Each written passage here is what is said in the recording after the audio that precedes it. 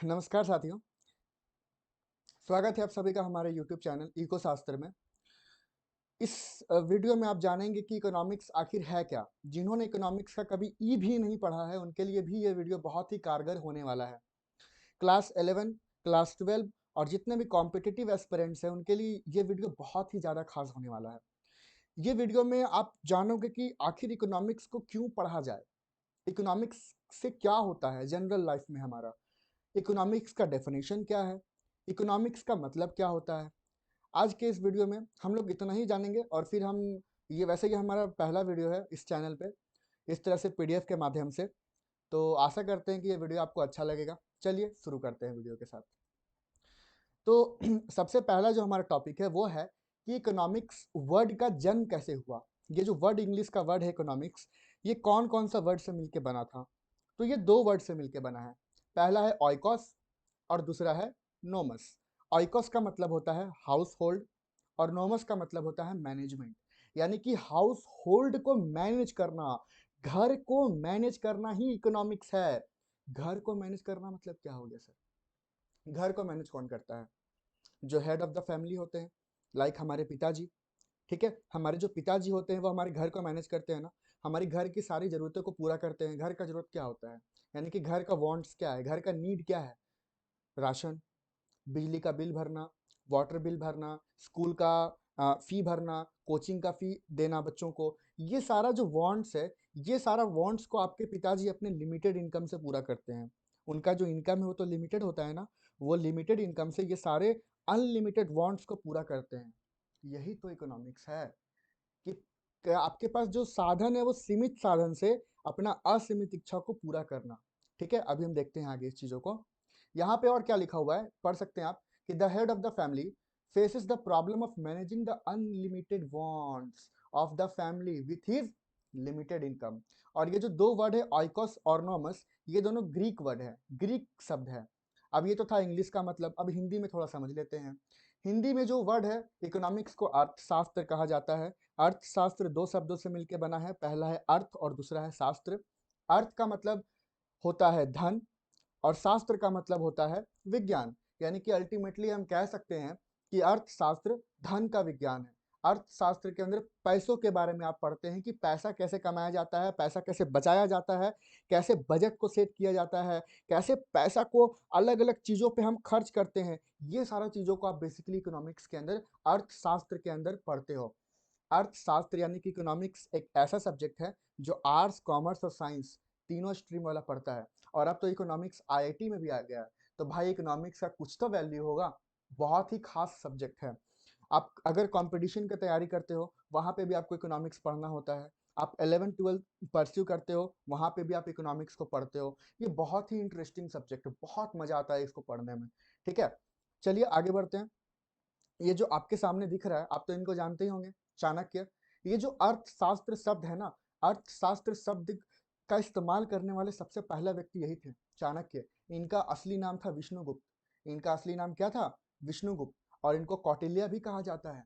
इन्होंने ही सबसे पहली बार अर्थशास्त्र का इस्तेमाल किया था। ये अर्थशास्त्र शब्द राजा महाराजा के जमानों से चलता आ रहा बहुत पुराना शब्द है। इसका मतलब क्या होता है? इसका मतलब होता है राज्य को चलाना। उस जमाने में इसका मतलब होता था राज्य को चलाना। किसी भी राज्य को कैसे चलाया जाता है? किसी भी राज्य को वहां का जनसंख्या को देख करके कि वहां पे कितने लोग रोजगार है, कितने लोग बेरोजगार हैं, कितनी महिलाएं हैं, कितने पुरुष हैं, ये सारा चीज को मैनेज करना। कि राज्य का जो धन है, टोटल जो कोष है, राजकोष जो है, उसको कैसे मैनेज करना है। एक राजा का प्रॉब्लम होता था ना कि वो धन को कैसे खर्च करे अपने अलग अलग चीजों में। तो ये सारा चीज को मैनेज करना ही अर्थशास्त्र आपको सिखाता है। अब ये जो चाणक्य है, इन्होंने तक्षशिला यूनिवर्सिटी से पढ़ाई की थी। तक्षशिला यूनिवर्सिटी यानी कि वर्ल्ड का पहला यूनिवर्सिटी, दुनिया का पहला यूनिवर्सिटी से इन्होंने अपना पढ़ाई किया था। विष्णुगुप्त, चाणक्य बोल लीजिए या कौटिल्य बोल लीजिए, बहुत ही बड़ा योगदान था इनका इकोनॉमिक्स में। तो ये कहानी यहीं पे खत्म होता है। अब अगला कहानी शुरू होता है 1776 ईस्वी में। 1776 ईस्वी में एडम स्मिथ आए थे। ठीक है, और एडम स्मिथ को ही हम लोग इकोनॉमिक्स के फादर बोलते हैं, इकोनॉमिक्स का जनक बोलते हैं। लेकिन वो बातों को भी साइड में रख करके पहले हम ये बात को समझते हैं कि आखिर इकोनॉमिक्स को क्यों पढ़ा जाए। इकोनॉमिक्स को हम आखिर पढ़ेंगे क्यों, क्या जरूरत है इकोनॉमिक्स का? तो इसका जवाब मैं आपको एक छोटा सा स्टोरी से देना चाहूंगा। आप मान लो कि आपके पास 10,000 रुपया है, ठीक है। अब इस 10,000 रुपया को लेकर के आप लोग बाहर गए पढ़ने के लिए, आपके पिताजी आपको 10,000 दिए, आप बाहर लेके चल गए पढ़ने के लिए। अब इस 10,000 से आप क्या क्या कर सकते हो? रूम ले सकते हो, गुड्स ले सकते हो, कोचिंग में एडमिशन करवा सकते हो, क्लोथ्स ले सकते हो, बुक्स या कॉपी ले सकते हो। लेकिन क्या ये सारा कुछ आप कर पाओगे क्या? नहीं कर पाओगे ना। ये सारा कुछ आपका अनलिमिटेड वांट्स है ना, असीमित इच्छा है। और ये जो पैसा है, ये आपका सीमित साधन है, लिमिटेड रिसोर्स है। इसका मतलब ये है कि हमको चुनना पड़ेगा, हमको चॉइस करना पड़ेगा। यहीं पे जन्म होता है प्रॉब्लम ऑफ चॉइस का, चयन का समस्या। हमको हर समय चुनना पड़ता है। क्यों? क्योंकि आपके पास रिसोर्स लिमिटेड होता है, आपके पास साधन सीमित होता है और आपका इच्छा असीमित होता है। आप यहाँ पे देख सकते हो कि हमारे पास 10,000 रुपया है। अब इस 10,000 रुपया में हमको चुनना है कि आगे हम क्या करेंगे। हमको रूम लेना है, गुड्स लेना है, कोचिंग में एडमिशन करवाना है, क्लोथ्स लेना है या बुक्स एंड कॉपी लेना है। तो आप वही करोगे जो आपका पहला नीड है, जो आपका फर्स्ट नीड है। फर्स्ट नीड आपका रूम लेना होगा, है ना। तो आप पहले पैसा उसमें खर्च करोगे। तो यही आपको इकोनॉमिक्स सिखाता है कि अपना लिमिटेड रिसोर्स को आप अलग अलग चीजों में कैसे खर्च करते हो। ठीक है, आगे बढ़ते हैं। देख सकते हो आप यहाँ पे कि आपके पास रिसोर्स जो है वो लिमिटेड होता है। अब इस लिमिटेड रिसोर्स को हमको ऐसे एलोकेट करना है कि हम अपना अनलिमिटेड वांट्स को पूरा कर पाएं। आपके पास साधन सीमित होता है, ये सीमित साधन को हम ऐसे बांटेंगे कि हमारा असीमित इच्छा क्या हो जाए, पूरा हो जाए। ठीक है, यही इकोनॉमिक्स आपको सिखाता है। अब आते हैं एडम स्मिथ का स्टोरी पे। आपको बताए थे 1776 में एडम स्मिथ ने एक बुक लिखा था। बुक का नाम था an inquiry into the nature and cause of the wealth of nation. अगर आप इसको इतना लंबा याद नहीं रखते हो तो द वेल्थ ऑफ नेशन भी आप इसे कह सकते हो। और यही बुक में एडम स्मिथ ने पहली बार इकोनॉमिक्स को डिफाइन किया था, इकोनॉमिक्स को परिभाषित किया था। और इन्होंने कहा था कि अर्थशास्त्र धन का विज्ञान है, अर्थशास्त्र धन का विज्ञान है, economics is a science of wealth. इन्होंने यही पहला व्यक्ति थे जिन्होंने अर्थशास्त्र को परिभाषित किया था। इसीलिए हम लोग एडम स्मिथ को बोलते हैं फादर ऑफ मॉडर्न इकोनॉमिक्स, या तो सिर्फ father of economics, founder of economics, अर्थशास्त्र के जनक। ये स्कॉटिश इकोनॉमिस्ट थे। स्कॉटलैंड में इनका जन्म हुआ था 1723 ईस्वी में। ठीक है, देखिए इसके पहले लोगों को ना पैसा के बारे में उतना कुछ पता नहीं था। पैसा का मतलब होता था कि अगर आपके पास पैसा आया तो बस उड़ा दो, खर्च कर दो। पैसा को सेव किया जाता है, पैसा को बचाने से आगे चल के आने वाले सालों में पैसा का वैल्यू बढ़ता है। ये सब बात लोगों को पता नहीं था। ये सब बात लोगों को ना इनका बुक से ही पता चला, जो बुक इन्होंने लिखा था। इसीलिए इनको फादर ऑफ इकोनॉमिक्स भी कहा जाता है। बहुत ही योगदान था इनका इकोनॉमिक्स के अंदर। इन्होंने ही लेजेस फेयर पॉलिसी दिया था। लेजेस फेयर पॉलिसी, ये बहुत ही फेमस पॉलिसी है इकोनॉमिक्स के अंदर। ये ना एक फ्रेंच का फ्रेज है, लेजेस फेयर पॉलिसी फ्रेंच का एक फ्रेज है, जिसका मतलब होता है लीव अस अलोन, हमें अकेला छोड़ दो। इसका मतलब ये होता है सर कि एक देश को चलाने वाली हमारी सरकार होती है। एक देश के अंदर रूल्स एंड रेगुलेशंस को स्थापित करने वाली हमारी सरकार होती है। हमारी सरकार देखती है कि अमीर ज्यादा अमीर ना हो जाए, गरीब ज्यादा गरीब ना हो जाए। इसीलिए अमीरों पर टैक्स लगाओ और वही टैक्स से गरीबों को फायदा दो। ये सारा कॉन्सेप्ट सरकार चलाती है। लेकिन ये जस्ट उसका उल्टा है। लेजेस फेयर पॉलिसी का मतलब होता है हमें अकेला छोड़ दो। मतलब अगर कोई इंसान पैसा लगा रहा है तो वो इंसान पे निर्भर करता है कि वो उस पैसे को कैसे खर्च करना चाहता है, वो उस पैसे से कितना उत्पादन करना चाहता है, वो उस पैसे से कितना प्रॉफिट बनाना चाहता है, वो उस इंसान पे डिपेंड करता है। और इसको बोलते हैं पूंजीवादी अर्थव्यवस्था। आपको आगे आने वाले लेक्चर्स में हम पढ़ाएंगे पूंजीवादी, समाजवादी, मिश्रित, ये क्या होता है। ये तीनों अर्थव्यवस्था का प्रकार है, इकोनॉमी का प्रकार है। कैपिटलिस्ट इकोनॉमी, सोशलिस्ट इकोनॉमी और मिक्स इकोनॉमी, ये सब आगे आने वाले क्लासेस में हम पढ़ेंगे। तो ये जो लेजेस फेयर पॉलिसी है, ये कैपिटलिस्ट इकोनॉमी को बढ़ावा देता है, पूंजीवादी अर्थव्यवस्था को बढ़ावा देता है। उसके बाद जीडीपी, जीडीपी का भी कॉन्सेप्ट भी इन्होंने ही दिया था। जीडीपी का मतलब ग्रॉस डोमेस्टिक प्रोडक्ट, यानी कि सकल घरेलू उत्पाद। जीडीपी क्या होता है? एक देश के अंदर जितने भी लोग पैसा कमा रहे हैं, सारे पैसा को अगर आप जोड़ दोगे ना तो वो बन जाता है देश का पैसा, देश का धन। और इसी को बोलते हैं नेशनल इनकम, इन दूसरे वर्ड में कह सकते हैं जीडीपी। ये बहुत ही प्रकार का, आगे पढ़ोगे आप, जीएनपी होता है, जीडीपी एट फैक्टर कॉस्ट, बहुत कुछ होता है, अलग अलग प्रकार का चीजें होती हैं। जो आप आगे आने वाले क्लासेस में पढ़ोगे, ठीक है। अच्छा, अब आए प्रोफेसर मार्शल। अच्छा, आपको पहले हम ये बता दें ना कि इकोनॉमिक्स को डिफाइन करने वाले टोटल 4 व्यक्ति थे। 4 लोगों ने मिलकर के इकोनॉमिक्स को परिभाषित किया था। पहले हमारे कौन थे? एडम स्मिथ, अर्थशास्त्र के जनक। उसके बाद फिर आए अल्फ्रेड मार्शल। अल्फ्रेड मार्शल कहाँ के थे? तो ये लंदन के थे। 1842 में इनका जन्म हुआ था और इन्होंने भी 1890 में एक बुक लिखा, बुक का नाम था प्रिंसिपल ऑफ इकोनॉमिक्स। अच्छा, इनको फादर ऑफ माइक्रो इकोनॉमिक्स भी कहते हैं। अब आपका मन में सवाल आएगा कि सर माइक्रो इकोनॉमिक्स क्या होता है? तो देखिए, जैसे साइंस का 3 ब्रांच होता है ना, फिजिक्स, केमिस्ट्री, बायोलॉजी। बायोलॉजी का फर्दर 2 ब्रांच होता है, जूलॉजी और बॉटनी। बिल्कुल वैसे ही इकोनॉमिक्स का 2 ब्रांच होता है, micro economics and macro economics. Micro economics का मतलब होता है इकोनॉमिक्स का छोटा सा हिस्सा। मैक्रो इकोनॉमिक्स का मतलब होता है इकोनॉमिक्स का बड़ा हिस्सा। आप इसको बहुत ही डिटेल में पढ़ोगे। हम अगला वीडियो में ये सारा चीज़ के बारे में बहुत ही अच्छे से आपको समझाएंगे, बहुत ही अच्छे लेवल पे समझाएंगे। लेकिन फिलहाल आप ये सुन लो कि माइक्रो इकोनॉमिक्स के फादर कौन है? अल्फ्रेड मार्शल है। इन्होंने ही कॉन्सेप्ट दिया था डिमांड और सप्लाई का, मांग और पूर्ति का। ठीक है, सबसे पहले हम इनका डेफिनेशन देखते हैं। इनका डेफिनेशन था कि economics is the study of man. अर्थशास्त्र मानव का विज्ञान है, मानव कल्याण का विज्ञान है। यानी कि अर्थशास्त्र के अंदर आप पढ़ते हो कि एक इंसान अपना इनकम को कैसे यूज करता है ना। देखिए, it inquires how he get income and how he use it, कि कोई इंसान अपना लिमिटेड इनकम को कैसे अलग अलग चीजों में खर्च करता है। ये और यहीं से कॉन्सेप्ट बना डिमांड और सप्लाई का। बिना डिमांड और सप्लाई के पूरा इकोनॉमिक्स अधूरा है। जैसे चाय बनाने के लिए आपको चाय पत्ती और चीनी चाहिए होता है, ठीक है, दूध चाहिए होता है, बिल्कुल वैसे ही इकोनॉमिक्स को पढ़ने के लिए डिमांड और सप्लाई चाहिए होता है। या आप माइक्रो इकोनॉमिक्स पढ़ो या आप मैक्रो इकोनॉमिक्स पढ़ो, कोई भी इकोनॉमिक्स पढ़ो, demand and supply comes there, आएगा ही आएगा। डिमांड का मतलब मांग, सप्लाई का मतलब पूर्ति। जहां पे डिमांड होगा सप्लाई भी वहीं पे होगा। फॉर एग्जाम्पल, अगर मैं आपको अगर मैं आपको एक पेन दे दूं, ठीक है, अगर आपको ये पेन को बेचना है और मैं आपको बोलूं कि आपको ये मूवी थिएटर के बाहर जाके बेचना है, तो क्या ये पेन मूवी थिएटर के बाहर बिकेगा?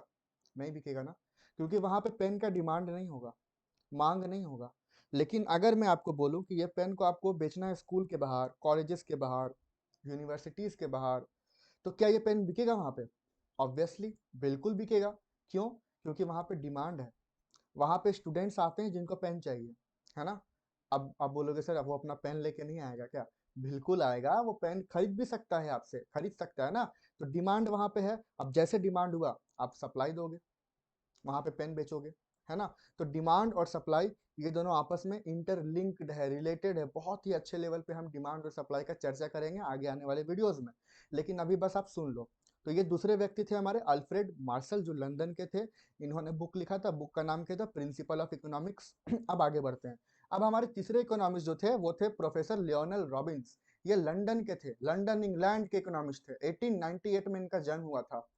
इन्होंने भी 1932 में एक बुक लिखा था, बुक का नाम था an essay on nature and significance of economics science. 1932 में इनका बुक पब्लिश हुआ था।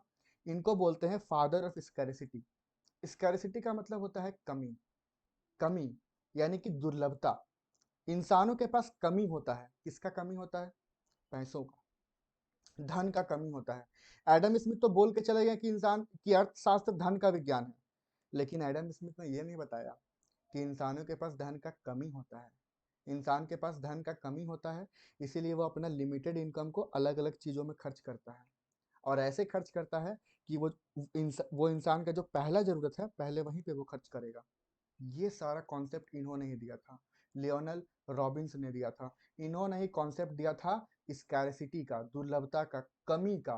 ठीक है, अगर आप यहाँ पे देखोगे इनका डेफिनेशन, तो इनका डेफिनेशन है कि economics is the science that studies human behaviour. Economics वो साइंस है जो इंसानों की बिहेवियर को पढ़ाता है, इंसान कैसे बिहेव करता है, कब? जब उनके पास एंड्स हो और स्केयर्स हो। यहाँ पे 2 अंग्रेजी का शब्द पे आपको ध्यान देना है, ठीक है। पहला अंग्रेजी का शब्द एंड्स है। एंड्स का मतलब क्या होता है? एंड्स का मतलब होता है ह्यूमन वांट्स, इंसानी इच्छा। और स्केयर का मतलब होता है कमी। कमी किसका? धन का कमी। जब इंसान के पास धन का कमी होता है और इंसान का इच्छा बहुत ज्यादा होता है, तब इंसान कैसे बिहेव करता है, तब इंसान कैसे रिएक्ट करता है, इसी का स्टडी इकोनॉमिक्स के अंदर किया जाता है ना। आप आगे आने वाले चैप्टर्स में एक चैप्टर आता है कंज्यूमर्स इक्विलिब्रियम, उपभोक्ता संतुलन। वहां पे आप पढ़ोगे कि एक उपभोक्ता, उपभोक्ता मतलब सामान को इस्तेमाल करने वाला व्यक्ति, जब उसके पास पैसा का कमी होता है, लिमिटेड इनकम होता है, तो वो अपने पैसा को अलग अलग चीजों में कैसे खर्च करके अपने आप को संतुलित करता है, अपने आप को सेटिस्फाई करता है, अपने आप को, है ना, अपने आप का अपना इच्छा को पूरा करता है। ये आप आगे आने वाले वीडियोस में पढ़ोगे, इकोनॉमिक्स के आगे आने वाले वीडियोस में। लेकिन अभी आपको इतना समझ में आ गया ना कि रॉबिन्स का क्या कहना था। रॉबिन्स का कहना था स्कैरसिटी, सिंपल सा बात भाई, कमी, दुर्लभता। अब आते हैं हमारे आखिरी इकोनॉमिस्ट पे, जो कि बहुत ही लेटेस्ट इकोनॉमिस्ट है, इनका कलर फोटो भी हमारे पास अवेलेबल है ना। इनका जन्म हाल ही में 2009 में हुआ था। इनका नाम है प्रोफेसर सैमुअल्सन। इनका जन्म भाई अमेरिका में हुआ था। जी हाँ, इन्होंने ही हार्वर्ड यूनिवर्सिटी से पढ़ाई किया। हार्वर्ड यूनिवर्सिटी से इन्होंने पीएचडी किया हुआ है, इकोनॉमिक्स के अंदर पीएचडी धारक हैं, ये डॉक्टर डिग्री किया हुआ इन्होंने। और ये एमआईटी के अंदर ये असिस्टेंट प्रोफेसर की तरह वहां पे जॉब किए। उसके बाद कुछ सालों में इनको प्रमोट करके प्रोफेसर बना दिया गया। और इनका इकोनॉमिक्स में बहुत ही बड़ा योगदान है। इन्होंने इकोनॉमिक्स को बताया था कि भाई, अगर किसी भी देश को डेवलप होना है तो उस देश का इकोनॉमिक्स बढ़िया होना चाहिए, उस देश का इकोनॉमी बढ़िया होना चाहिए, अर्थव्यवस्था बढ़िया होना चाहिए। अगर उस देश का अर्थव्यवस्था डगमगाया तो वो देश टूट जाएगा। ये था इनका कहना, प्रोफेसर सैमुअल्सन का। फर्स्ट अमेरिकन, पहले अमेरिकन हैं जिनको नोबेल मेमोरियल प्राइज दिया गया इकोनॉमिक साइंस के अंदर। Point to be noted my lord, first American to win the Nobel memorial prize in economic science. Growth का कॉन्सेप्ट दिया था इन्होंने इकोनॉमिक्स के अंदर, कि इकोनॉमिक्स का मतलब विकास, ग्रोथ, डेवलपमेंट, है ना। इकोनॉमिक्स का मतलब डेवलपमेंट। समझो इसको ऐसे, मान लो किसी सरकार के पास, किसी गवर्नमेंट के पास पैसा है 10 लाख करोड़ रुपया। अब वो अपना लिमिटेड इनकम को अलग अलग चीजों में डिस्ट्रीब्यूट कर सकती है, खर्च कर सकती है। स्कूल बनाने में, हॉस्पिटल्स बनाने में, रोड बनाने में, नौकरी देने में, और भी अलग अलग चीजों में खर्च कर सकती है। लेकिन सरकार सबसे पहले किस पे खर्च करेगी? किस पे करेगी? जिसका सबसे ज्यादा डिमांड होगा मार्केट में। अभी सबसे ज्यादा डिमांड किसका है इंडिया के अंदर? एम्प्लॉयमेंट का सर। शिक्षा का भी डिमांड है और नौकरी का भी डिमांड है, एम्प्लॉयमेंट का। तो सरकार को खर्च करना चाहिए एजुकेशन में और एम्प्लॉयमेंट में, अपना लिमिटेड रिसोर्स को, अपना लिमिटेड इनकम को, ताकि किसी भी देश का इकोनॉमी क्या हो पाए, ग्रोथ हो पाए इकोनॉमी का। आप यहाँ पे पढ़ सकते हो, यहाँ पे साफ लिखा हुआ है कि distribution of limited resource and economic growth, कि डिस्ट्रीब्यूशन होगा लिमिटेड रिसोर्स का, तभी हमारा इकोनॉमी क्या करेगा भाई, ग्रोथ करेगा। इनका कॉन्सेप्ट बहुत ही फेमस कॉन्सेप्ट है, ग्रोथ कॉन्सेप्ट। ये ग्रोथ कॉन्सेप्ट पे ही पूरा तो एक वर्ल्ड अभी चल रहा है, पूरा दुनिया भी चल रहा है। बिना इकोनॉमिक्स का कुछ भी संभव नहीं है। कुछ भी करने के लिए आज पैसा चाहिए, अपना सपना मनी मनी, और जहां पैसा आया इकोनॉमिक्स आएगा। अगर इकोनॉमिक्स आपको अच्छे से पता है ना, तो इकोनॉमिक्स आपको कभी पैसा का कमी नहीं होने देगा। इकोनॉमिक्स आपको कभी भी गरीब नहीं बनने देगा। इकोनॉमिक्स बहुत ही इंपॉर्टेंट स्तंभ है किसी भी देश को चलाने के लिए, या तो खुद का फैमिली को चलाने के लिए। फैमिली कहाँ से आ गया सर? याद कीजिए, इकोनॉमिक्स दो वर्ड से मिलकर बना था, ऑइकोस नोमस। ऑइकोस का मतलब फैमिली तो होता है, हाउस होल्ड, फैमिली। वहीं से तो इकोनॉमिक्स का कॉन्सेप्ट शुरू हुआ। तो आज आप इकोनॉमिक्स को बहुत ही अच्छे से समझे होंगे, उम्मीद है। मिलते हैं अगले वीडियो में। अगले वीडियो में इकोनॉमिक्स का और भी हम लोग चर्चा करेंगे। इकोनॉमिक्स का कितना टाइप होता है, क्या ब्रांचेज है इकोनॉमिक्स का क्या फायदा है, और भी हम आगे आने वाले क्लासेस में समझेंगे। अगर आपको वीडियोस मेरा हमारा अच्छा लगा होगा तो आप लाइक करके हमारा मनोबल को बढ़ा सकते हैं। Thank you.